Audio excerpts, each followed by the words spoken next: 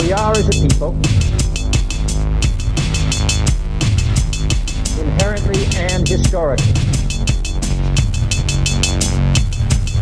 opposed to secret society, opposed to secret oaths, opposed to secret proceedings, secret proceedings. No official of my administration, whether his rank is high or low, should interpret my words here tonight as an excuse to censor the news, to stifle dissent, to cover up our mistakes, or to withhold from the press and the public the facts they deserve to know.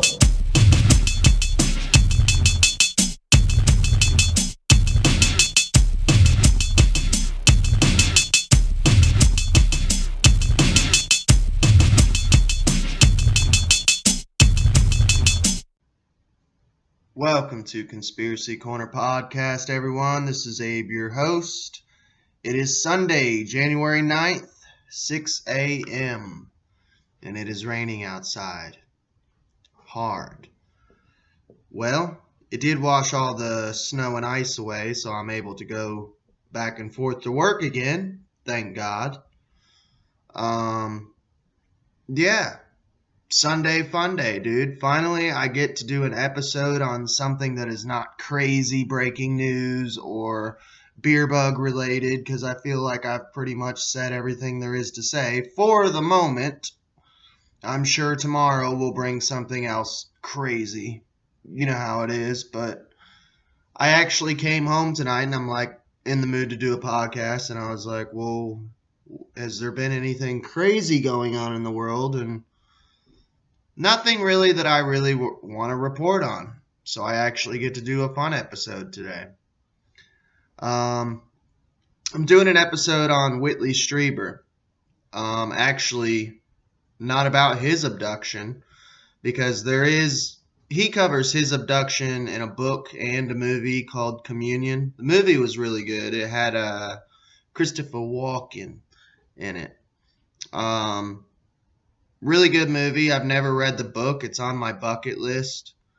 By the way, I digress, but one thing that aggravates me when I used to bartend and somebody would say, oh, you need to watch this movie or read this book or go here or go there, and I'm like, yeah, it's on my bucket list. Especially talking to an older person, they'd be like, bucket list? You're young. Why do you have a bucket list?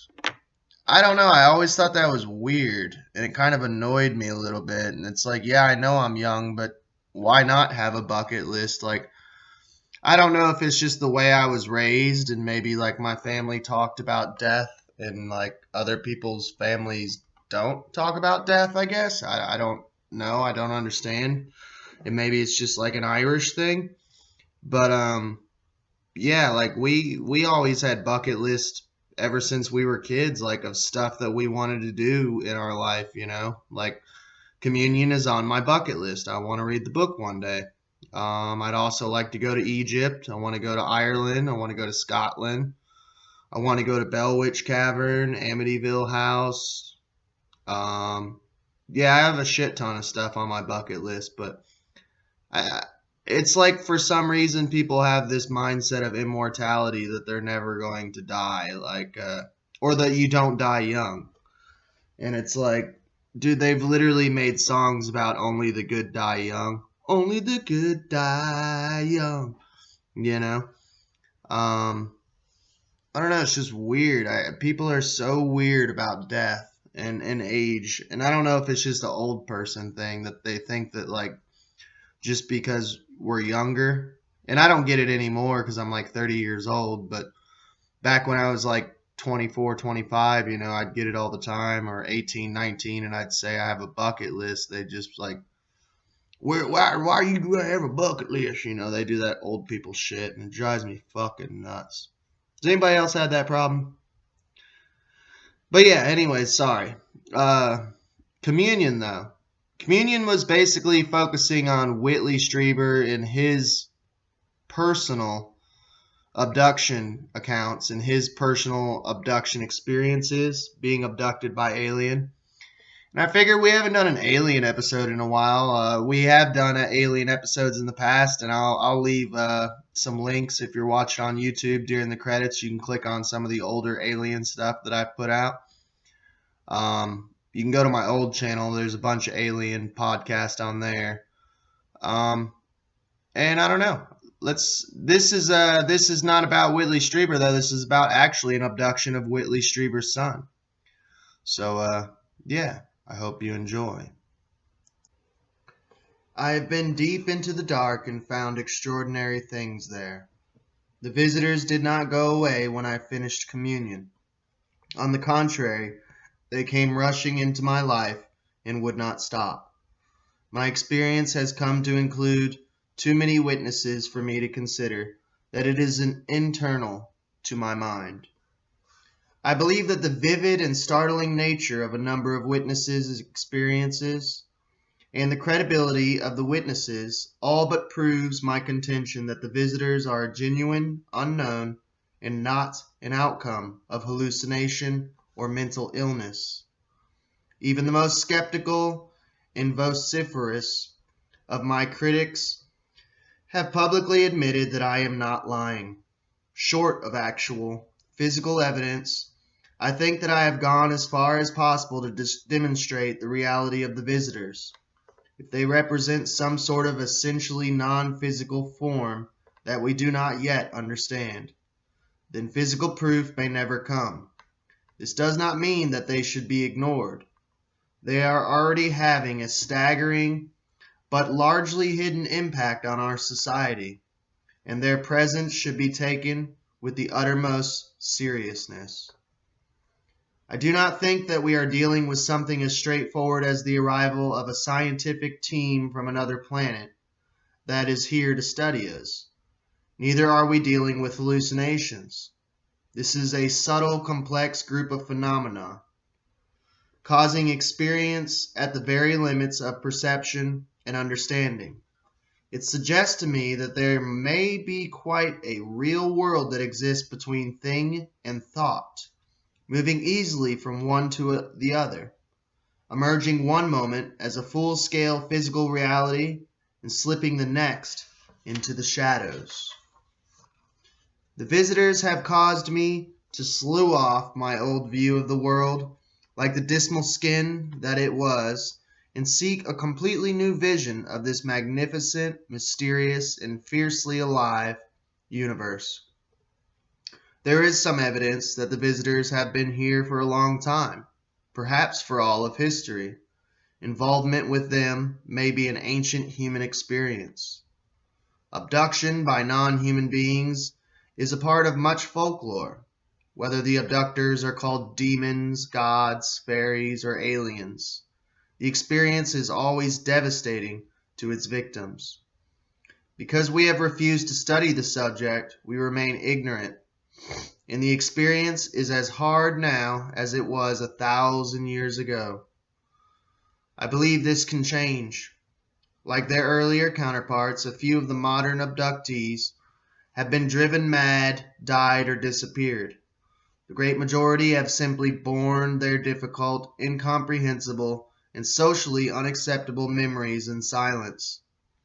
Because it is so stressful, an encounter with the visitors can either be destructive or it can be used as a golden door to inner understanding. But it has a dark side too. People who cannot make use of their encounters are often shattered. At its best, the experience shocks the mind to openness. It creates in its victims a hunger to develop and enrich their spirits. It is not a quote-unquote special experience reserved for a lucky few. There is no certain way to know how many people are being affected, but the numbers are very large and they are growing. I am reporting on my perceptions of what the visitors have done to me and my own personal responses. I am not claiming that my observations are perfect reflections of exactly what happened, or even that they fit the visitors' motives. I will defend the fact that I have described my experiences with all clarity I could achieve, and with complete candor. They are honest descriptions of one man's behavior when confronted by an unknown intelligence.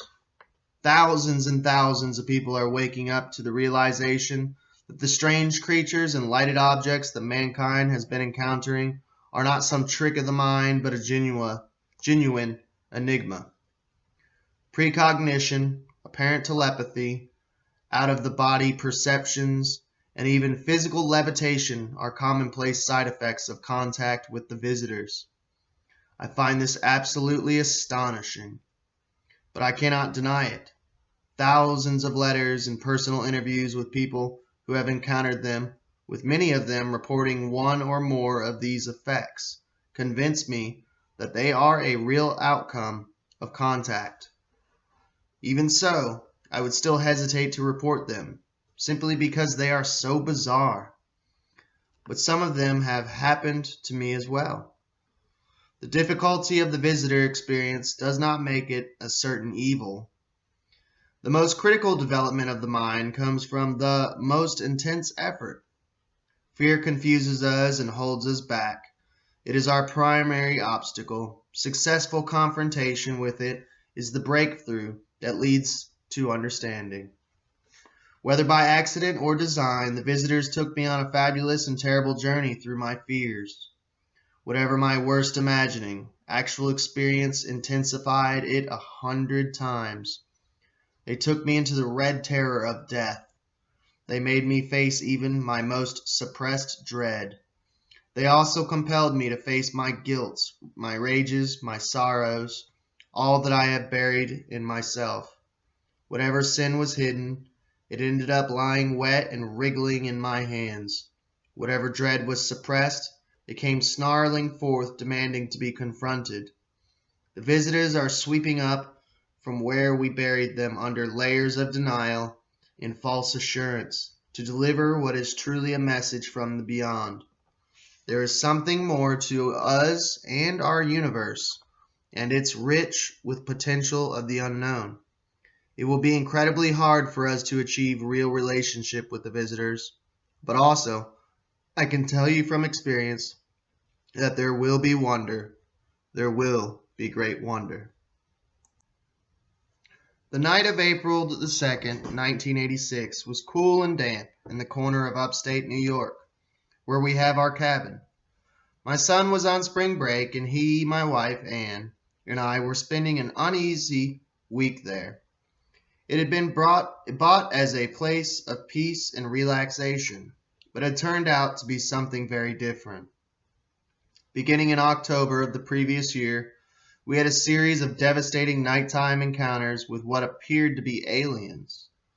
I had been the direct victim of most of these encounters, and they had all but shattered me. But they had also fascinated me. We were really in touch with non-human beings of some sort. That certainly appeared to be the case. I'd undergone an exhaustive series of medical and psychological tests that had proved me healthy and sane. I was not the victim of any disease that might cause hallucinations. What's more, there had been a few witnesses.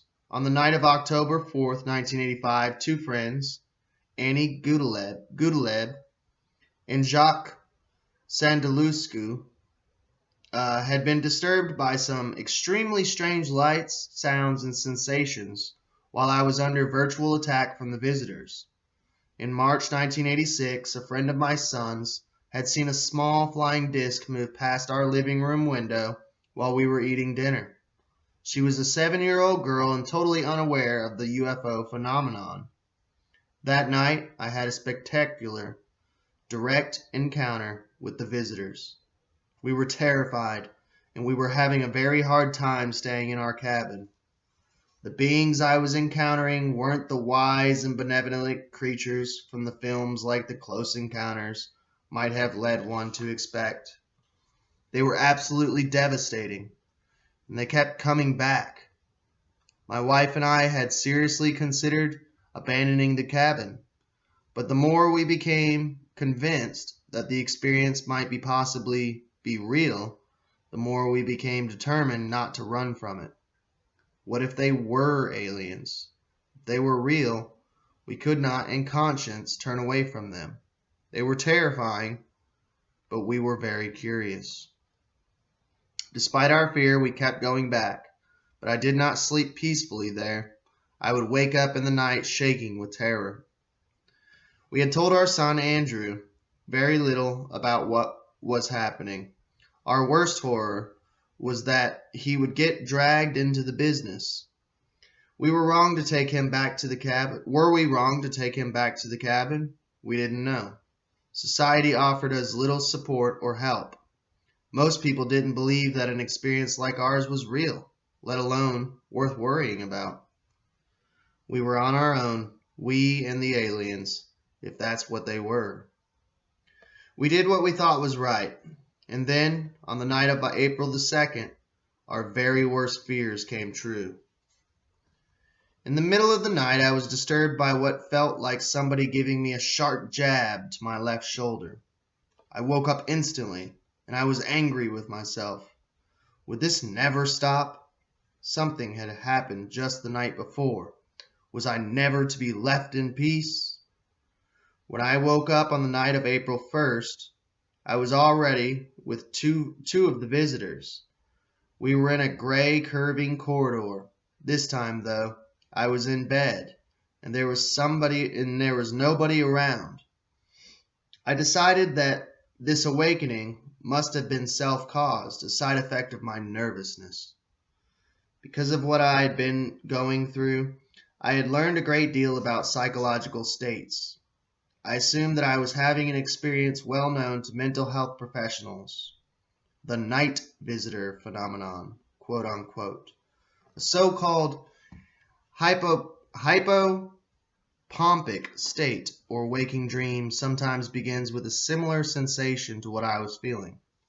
I was not, however, in a hypnopompic trance.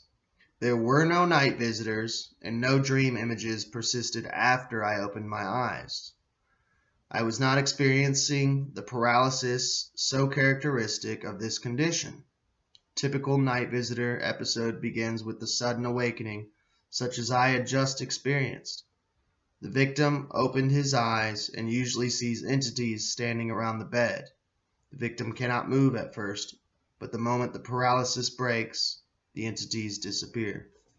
See now, I don't know if you guys actually have been keeping up with my channel, but I had a demonic experience when I was a child, and same way, man, that's how I know it was not a hypnopompic trance, because I could actually get up and move and talk to the being, and it lasted probably for about an hour, and it did not disappear. I was not paralyzed. It was insane.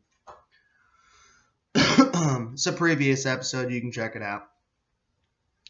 The usual experience involving night visitors described in the scientific literature and the experience I had on April the 2nd, 1986, are as different from one another as a bubbling creek is from a black coughing cataract.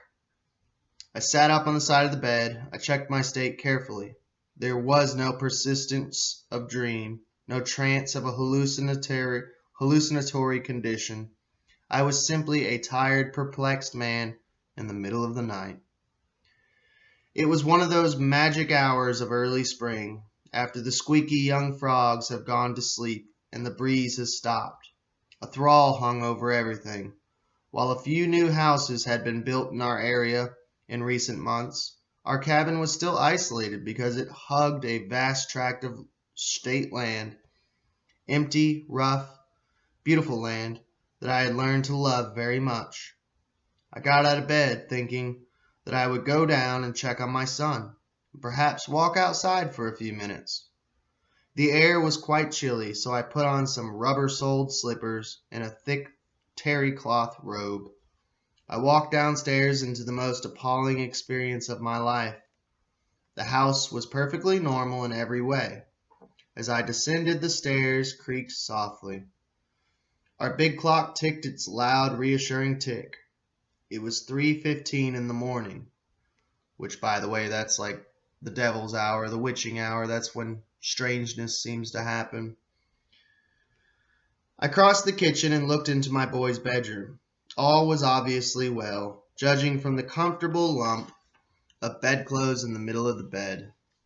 I went in to rearrange the covers and gaze upon my sleeping child. The room was warm, and there was a perfectly normal sense of a human presence. I could even hear my son's breathing, or so I thought I could. However, the bedclothes were empty. At first I dug down, thinking that maybe he had squirmed to the bottom of the bed. Then I felt around, finally pulling the sheets and quilt to the floor. The bed was a stark white emptiness. I looked under it, beside it. A flash of hope went through me as I rushed into the bathroom. But he wasn't there either. I knew with a parent's awful certainty that he wasn't in the house. Still, I thought, maybe he had been sleepwalking. I searched the basement. I was just sure that he was there somehow, somewhere. He had to be, but I could not find him. I felt cold and breathless. I did not wish to consider the idea that this had to do with what I was beginning to call, quote unquote, the visitors. At first I had called them aliens, but there were too many things about them that suggested if they were aliens, they knew us very well. I did not like the sound of the word alien. It conjured up an image of something so strange, so apart from us, that we would never come to understand its true nature or to achieve a relationship with it. And I was desperate for understanding, desperate for a relationship. As I raced through the house, I was also furious at myself. I'd contracted the visitor hysteria and somehow infected my child with my terror. God knew where he was, curled up under the car or something, terrified in the night because of his father's overwrought imagination. My impulse was to cry out, to call his name, but I kept quiet in hoping of finding him asleep. Then I could carry him gently back to the bed and all would be forgotten in the morning. A few minutes later, I'd searched every closet and room. I had to face the fact that my 7-year-old was not in the house at 3:20 in the morning. There was no possibility that this was a hallucination. My little boy was gone, really gone. Incredibly and inexplicably, the burglar alarm was off. I thought to wake Anne and call the sheriff. I was going upstairs to get her when I seized on the last faint hope and decided to look outside. The previous summer, we'd bought Andrew a new tent from Sears. It was set up in the woods not far from the house. Maybe he'd gone out there. But leaving the house and going through the woods to the tent was literally the last thing I could imagine him doing. Even though he'd been told little about the visitors, he'd had his own possible encounters, and he was very nervous after dark, the poor kid. I ran out the front door. So great was my hope of finding him. I hadn't grabbed a flashlight, and it was very dark. I went to the end of the porch, thinking to walk near the road where the trees were thinner and there was more light. That way I could see, and I'd get to the tent without risking a fall. I jumped down off the end of the porch and I started toward the road. Above me there was quite a broad expanse of sky. As I hurried along, I noticed something moving there. I stopped and looked up, confused by this suggestion of the motion where there shouldn't be any. What I saw was absolutely stunning. A cold shock went through my body, and my heart started running in my chest. In that instant, I was swept from the real world and back into the fearsome strangeness that had been assaulting us. What I saw in the sky, apparently no more than a few 100 feet above treetop level, was a gigantic blackness. It covered easily a third of the firmament, blotting out the stars. It was simply immense, a featureless void. It showed no lights.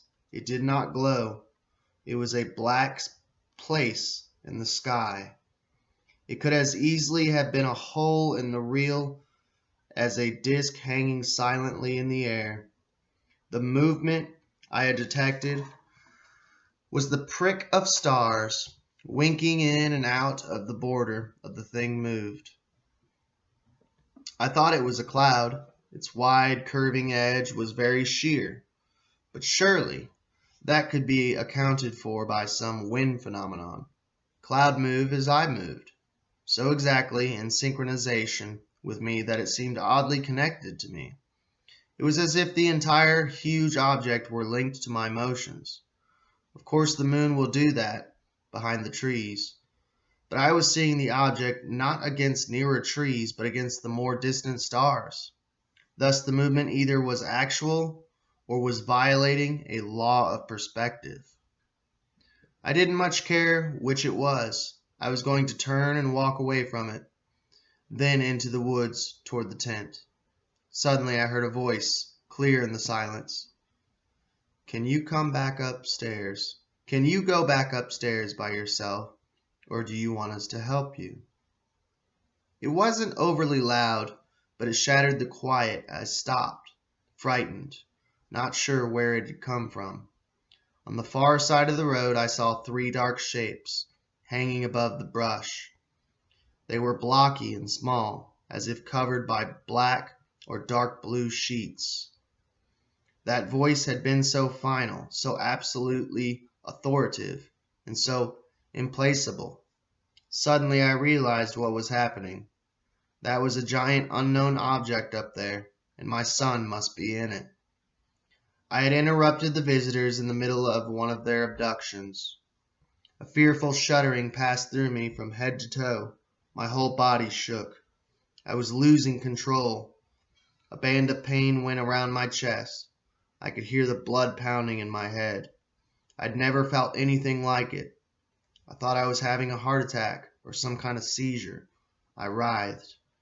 It was as if something deep within me were literally trying to escape from my skin. I was filled with an inexpressible sadness. I wanted just to stand there and scream. I stumbled a few more steps toward the object. Then I stopped, noticing that the stars were coming out all around it. It seemed to be shrinking. This observation relieved me. Maybe I was, after all, dealing with a waking dream. Of course, that was it. That was what it was. It must be that. A horrible, insane waking dream. Then the object, which had now disappeared completely, suddenly reappeared as a flat, yellow disc, about half the size of a dime. Its glow took on a faint pink tint, and it darted off to the north, streaking like a meteor. I understood that it hadn't been shrinking at all. It had just been going up very quickly, in absolute silence. I have never felt so helpless or so lonely as I did at that moment. I knew that I had suffered in the past at the hands of these bizarre visitors. Images of my little boy going through the same things tormented me. They repeated their question, and I think that they may have floated a little closer to me. I was furious and totally impotent. I did not think that I would ever see my son again, and how in God's name would I explain what had happened to him, to his mother, or to the sheriff, or to anybody? There are levels of agony that are hard to describe, even when you have lived them. I thought to myself that I had two options. I could either turn around and walk back to the house, retaining some shred of human dignity, or do what I felt like doing and just fall right down there on the ground. If I did that, though, I had no doubt that I would simply find myself back in bed in the morning, and I would wake up to that empty house, empty life, our lives destroyed, our boy, God knew where. I walked back. It was like ascending a gallows. My legs were heavy and shaky and strange. I couldn't see, and the ground was uneven. Sweat and tears were blinding me, and it was a dark night. A sapling whipped at me. A stone made me reel. Something that is deep, that is fundamental to me, made me keep walking straight. I did not want to show the fear that I felt. Perhaps my son was in the hands of something exalted, but that was not how my instincts responded. I reacted as if he had been captured by wild animals. All I knew was that I didn't want to anger them and possibly place my son in even greater jeopardy. I went back to the house. I remember how it looked, dark and foreboding, a little bit as if it belonged to another world. The faint glow of Andrew's nightlight illuminated the windows of his room. The house was still and silent. This familiar place now seemed strange and otherworldly. What had just happened was so weird that it had shattered my assumptions about the world around me. My own living room was an alien chamber full of bizarre artifacts.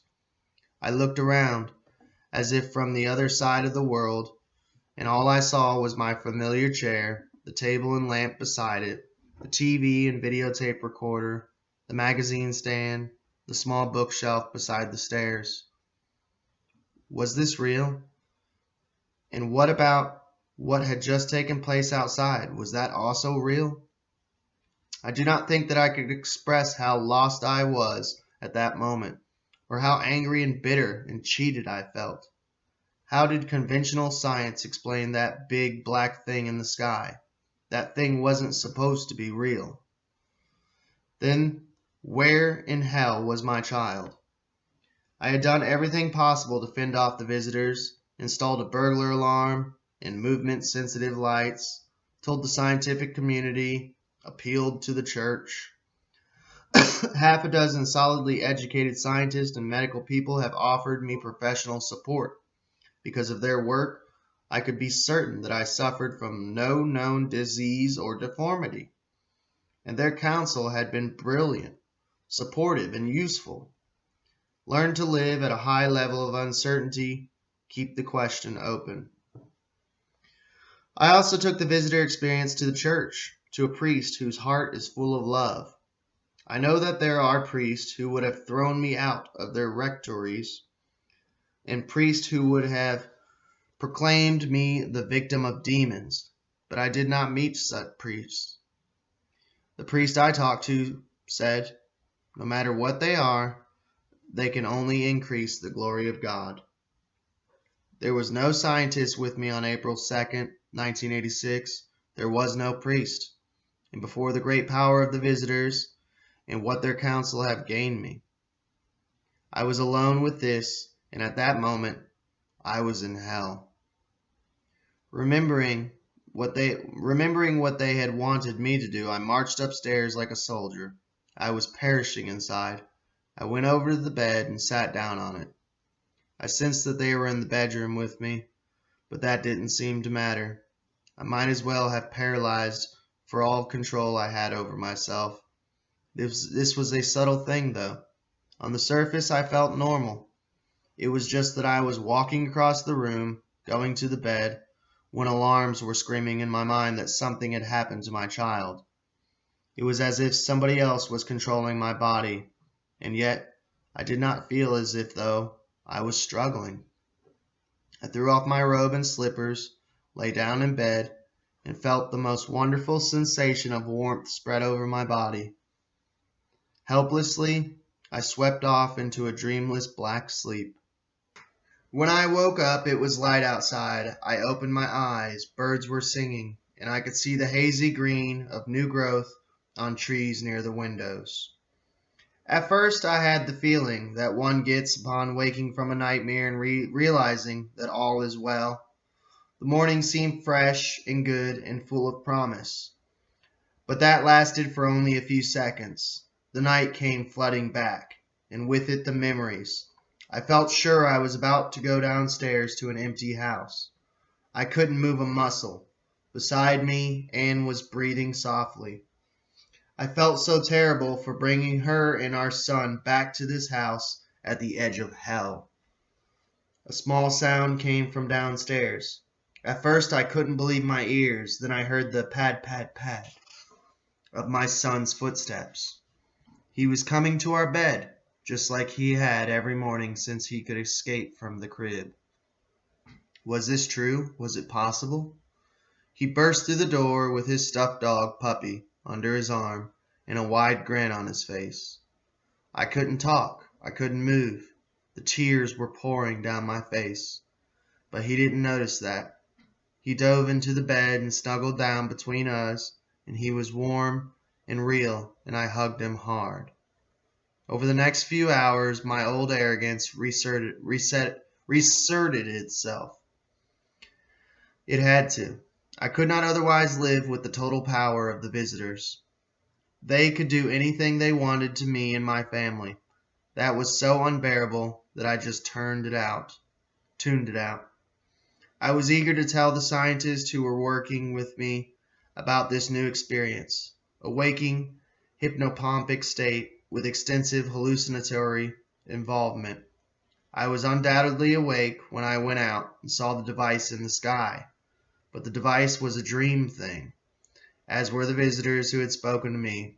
And as for my son's not being in bed, well, we'd deal with that one later. All morning he was vibrant. He was full of laughter and jokes and fun. He always is, actually, but his glow on this morning was memorable. By the time breakfast was over, I had decided that the events of the night before weren't even worth reporting. They'd been nothing more than a nightmare brought on by the state of disquiet I was in. It was a warm day, and Anne and I took folding chairs out onto the deck that afternoon. We were both reading novels and enjoying the sun. Andrew was playing nearby with his toy trucks when I noticed that things were changing in an odd way. As I listened, I realized that the birds had stopped, the insects had stopped, even a chainsaw roaring in the distance had been shut down. I turned to Anne and said, "Listen, it's so quiet." She was staring at her book with a curious expression on her face, almost as if her eyes were not seeing anything. She did not reply. My son had also stopped moving. He was crouching over his toy trucks and not making a sound. The quiet was a wonderful thing. There was a sense of what I can only describe as something very sacred nearby. This marvelous sensation persisted for a moment, then another, then seemed at once to end and to stretch into cycles of eternity. A shadow passed, darkening the sun. Then, as softly as it had departed, the life of the world returned. First one bird started cheeping, and then the whole ragged April chorus followed. The insects began. In the intimate, swampy places behind the house, the spring peepers started up again. The chainsaw began to chatter, and a moth fluttered past, as if dancing. My boy made a sound like a train whistle, a long, high tone that seemed to reach right to the center of my heart. He grew tired of his game and came to me. "What you readin'?" "It's a book about the 19th century called Dream West." "Dream West?" "Yes. You know, I've been thinking. Reality is God's dream." I looked at him. I was a little surprised, not so much at the statement, but at the quiet force in his voice. Reality is God's dream? What happens if God wakes up? He stared at me for a moment with an almost quizzical expression on his face. Then he burst out laughing. The afternoon passed uneventfully. We drove into town for some groceries. Later, Andrew said, "The unconscious mind is like the universe out beyond the quasars. It's a place we want to go to find out what's there." There came into my mind, as the shadows of the day grew long, the thought that my little boy could not have said that. I was embarrassed at myself for underestimating him. He did say it. We were out on the deck together just after sunset. Andrew looked towards the woods. "You know, I had a funny dream last night. I dreamed I was floating in the woods and this huge eye was looking down at me.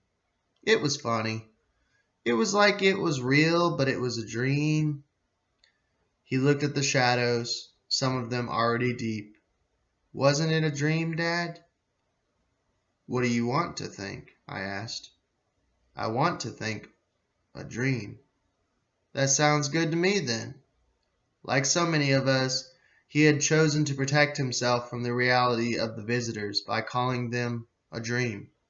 So be it. Inside I wanted to cry, and yet,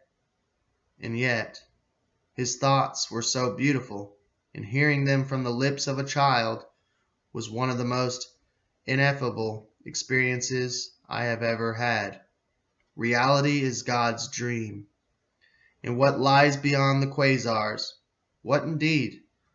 I stood with my little boy, and it was as if I could feel the old earth rolling toward night.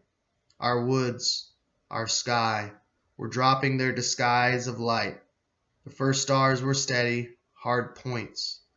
I wondered what it was like at this moment beyond the quasars. What is there? What is really there? Perhaps that far place is actually close to the depths of the mind. Perhaps at its innermost and outermost borders the universe meets. The message of the visitors, then, expressed through the mind of a little boy, is that all is unified by a common mystery. Who are we? What is that vast production of sky?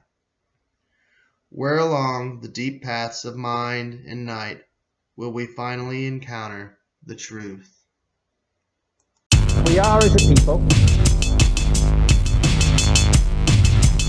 inherently and historically opposed to secret society, opposed to secret oaths, opposed to secret proceedings, No official of my administration, whether his rank is high or low, should interpret my words here tonight as an excuse to censor the news, to stifle dissent, to cover up our mistakes, or to withhold from the press and the public the facts they deserve to know.